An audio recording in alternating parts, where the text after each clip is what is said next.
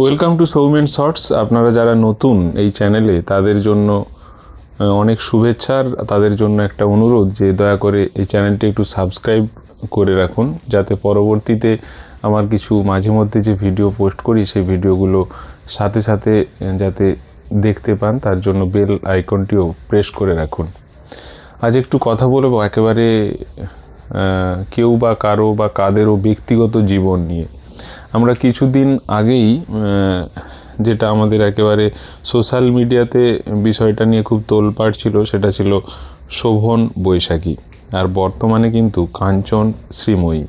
তার মাঝে অনেক রাজনৈতিক ব্যক্তিত্ব নিয়ে তোলপাড় চলেছিল, তো সেটা ছেড়েই দিলাম। বর্তমানে যে কাঞ্চন আর শ্রীময়ী নিয়ে এই এত কথাবার্তা চলছে, এবং অপরপক্ষে দেখা যাচ্ছে কাঞ্চন এবং শ্রীময়ীও যে বিয়েটা করছে সেটা কিন্তু বেশ জাঁকজমক করেই।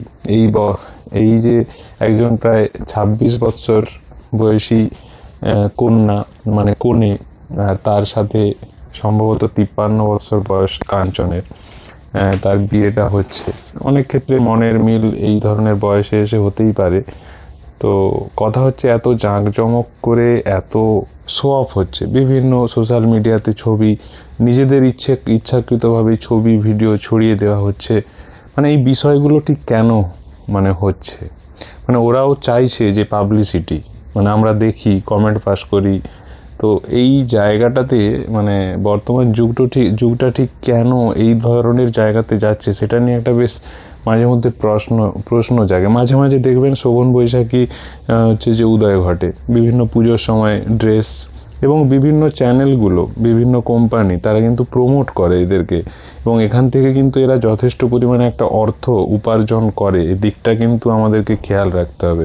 পরবর্তীতে আশা করছি কাঞ্চনের কেরিয়ার যা আছে তা আশা করি শেষ। পরবর্তীতে এদের অভিনয় আর আপাতত কেউ দেখবে বলে তো আমার মনে হয় না। তো পরবর্তীতে এই ধরনের কিছু লোকলজ্জাকে প্রকাশ্যে এনে কিছু পাবলিসিটি করে কিছু কোম্পানি ধরে অর্থ উপার্জনের একটা মনে হচ্ছে একটা বড় সম্বল হতে চলেছে। এইভাবেই মনে হচ্ছে, এই কারণেই এদের এই ধরনের বারে বারে যখনই নতুন কোনো একটা বয়সের গ্যাপ থাকে বা অন্য ধরনের জগৎ থেকে এসে 3-4 বার বিয়ে হ্যান ত্যান, তারা বর্তমান যুগে বেশ ধামাকাদারভাবে বিয়ে করছে।